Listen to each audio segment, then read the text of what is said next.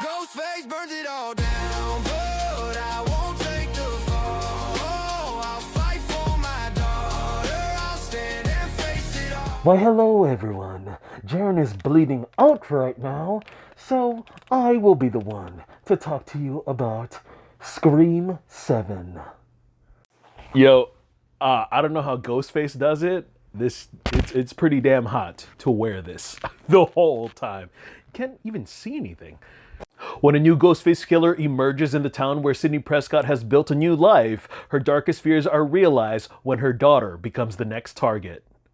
Oh, we all knew this day was coming, the one installment in the franchise that caused more drama before the movie even got made. And for those of you who don't know, back in 2023, the franchise's latest lead, Melissa Barrera, was fired from Spyglass Entertainment due to a misunderstood political post that was made online. This caused the fandom uproar, which led to a lot of internet discourses, boycotts, death threats, the exit of director Christopher Landon and co-star Jenna Ortega also leaving the project. And the original script was meant to bring the character arcs of the Carpenter sisters at full circle, but now it's just very unfortunate that we are never going to see what that would have been like. Nonetheless, Spyglass and Paramount continue to make moves behind the scenes, hiring the original writer and producer of the franchise, Kevin Williamson, to take on rewrites and directing duties, and also collaborating with Guy Busick and James Vanderbilt, who penned the last two entries. I think the biggest divide amongst the fans would have to be Neve Campbell making a franchise return after her hard departure with the sixth installment. Campbell stepped away from appearing in Scream 6 due to salary disputes with the studio. They really lowballed her, especially what she's brought to the franchise after 5 installments, and she respectfully declined and walked away knowing what she was worth. And after the fiasco they had with Barrera, Paramount and Spyglass became very desperate, and they came crawling back with multiple offers, multiple plea bargains for her to come back for part 7. And I think with this project, she ended up earning herself like $7 million. The fandom became completely divided between those who were wishing ill and failure amongst the efforts of this movie getting made, and those who were just excited to see another Ghostface outing. For me, I'm a very big fan of this franchise, and I was just excited to go out to the theater and check this movie out. But I really had to tame my expectations of what I truly wanted to get out of this installment.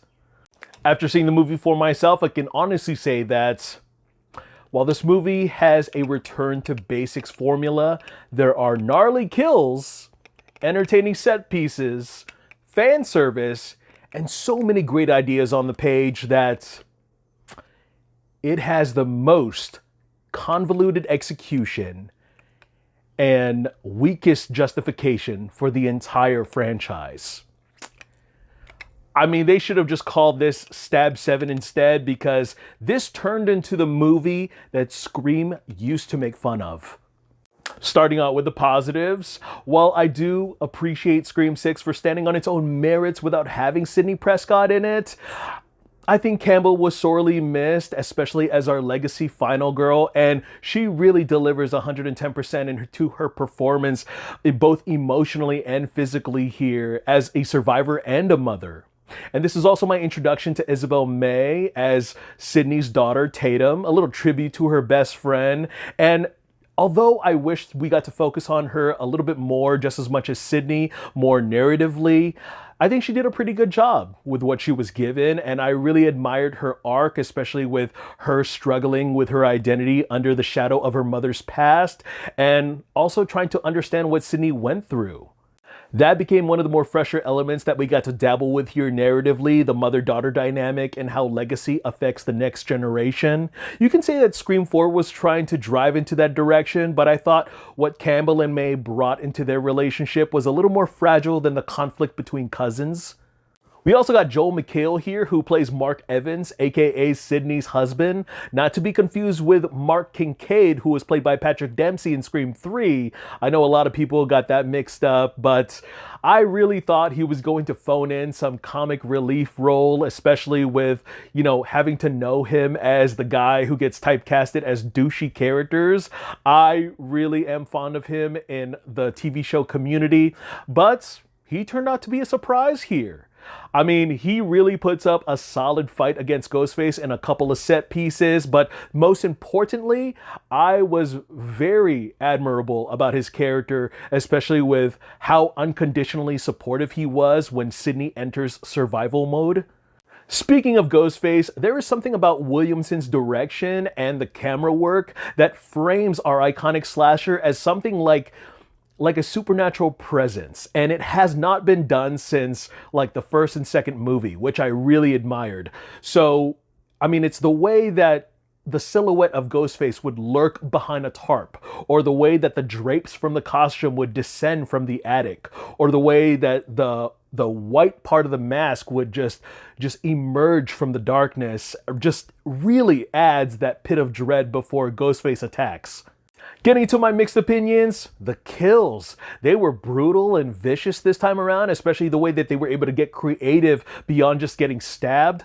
But my only issue with the death scenes was that I did not care about any of the characters that were put in peril because the script barely finds time to flesh out any of the new ensemble. There was no weight to them. I don't even remember the names of any of Tatum's friends. Legacy favorites Gail, Chad, and Mindy make a grand entrance here, and while I love seeing them return for another installment, besides nostalgia bait, they serve no real purpose in this story.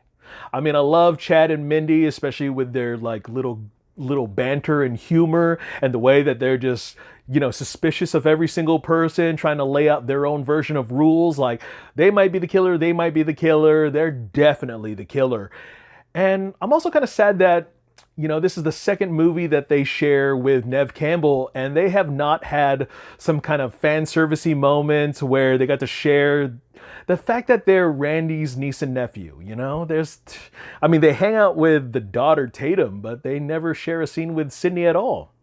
And Gail, I love her, but at this point it felt like Courtney Cox was just phoning it in again. At this point, she might as well don the Ghostface mask or die an honorable death already, because after part 5, she has not learned the error of her ways, and she is just doing the same damn thing. She has no arc anymore. Speaking of legacy favorites, I am part of that camp that still believes that Stu Macher is alive and well and running amok. I wanted Stu to make a comeback, and I just wanted that retcon of the original Scream 3 script where he was running the show, where he was the mastermind, running a cult of serial killers, running a legion of ghost faces against Sidney and the ones that she loved. I know it's far-fetched, it's silly, it's drawn out at this point, but just like the Fast and Furious franchise, we're 7 movies in, baby, and anything is possible. Now guys, it is no secret that Matthew Lillard was dead set on reprising his role for this particular installment, and also the wild and logical theories that went about bringing the character back into the fold. And while I was very gleeful to have Matthew Lillard with a little bit more expected screen time, it also came with the sacrifice of hearing less of the iconic Roger L. Jackson's voice as Ghostface. Getting into my negatives, while I appreciate the direction of Kevin Williamson as well as the rewrites he has done to contribute into someone else's script, he did clarify in an interview that they were going to tone down the meta references and commentary, which was very concerning because the entire identity of Scream revolves around poking fun at the horror genre and how it has come up throughout the years. And weirdly enough, the commentary, the meta commentary that they wanted to go about en route was not just being a fan of the genre, not being a fan of the Stab franchise and their universe, but being a fan of Sidney Prescott, being a fan of Neve Campbell, if you want to break the fourth wall. Not going to elaborate on that because we're not doing spoilers today, so I'm going to leave it at that. There were all these little hints on wanting to commentate on AI or even legacy for that matter, and we barely scraped past the surface into making that integral to the narrative. And also this results into a legacy cameo drop, which just felt like the filmmakers dangling the goods in front of diehard fans and slapping them right across the face with a fake out. For some reason, Pine Grove has the police population of 1, and that's Sydney's husband, because in a town where a curfew is supposed to be in effect, the police are either nowhere to be found or are always running late. Some people like to debate that Scream 3 was the worst movie or that Scream 6 had the worst Ghostface reveal and motive. And again, while I do think that there is a lot to enjoy here as a Scream fan, in my opinion, 7 is the weakest installment and has the worst third act reveal of the entire franchise. Not only was the Ghostface reveal rather disappointing and predictable, but the motive behind it was rather messy, ineffective, and incomprehensible that I'm actually surprised that Sydney didn't just shrug her shoulders and respond with, "What the fuck are you talking about?"